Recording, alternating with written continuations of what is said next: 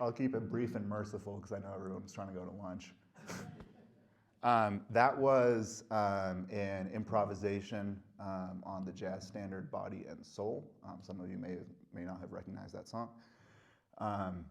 So my name's Gabriel. I'm a saxophone player. That's what I do. I'm a composer as well. That's actually the reason I'm at Jentel.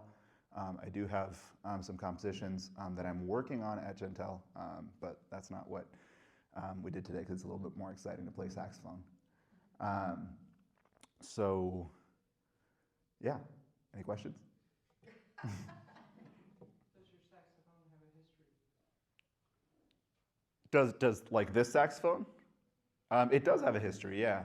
It was born in 1971, as far as I know, just outside of Paris, and it was assembled in Elkhart, Indiana. I don't know the previous owners. It's probably had a couple of owners. I bought it about 3-4 years ago. So yeah, it's a little bit older than I am. Your compositions, are they jazz or blues? My compositions are actually, they span between jazz and classical music. I like to explore the space in between those two styles. So obviously I'm a jazz performer. I do that professionally. I have a band and we tour playing jazz, but I also do chamber music and all those sorts of things, and that's something that I spent a lot of time doing during my education. So I'm really interested in the space in between those two things, and doing ensembles. Like I had this piece several years ago called Double Quartet that has a string quartet and a jazz quartet with no chordal instrument.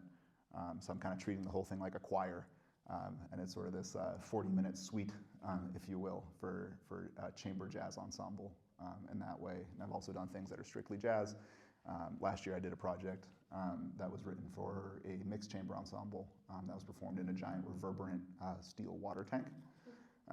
So I wrote specifically for a 20-second reverberation. So the notes, they hang in the air for a very long time.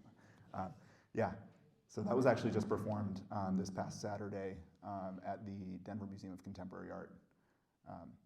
So, yeah. Since you work in jazz and improvisation, can you talk about like the physical feeling of like a flow state and what that's like for you and how you get into it or get out of it and yeah, just what that's like? Yeah, I think that's kind of like a great question. It's an elusive thing. It just kind of comes when all the circumstances are right. I think it's just when you feel good in that moment and your ideas happen to align with other people's ideas and on that song, in that stage, in that room, and you all.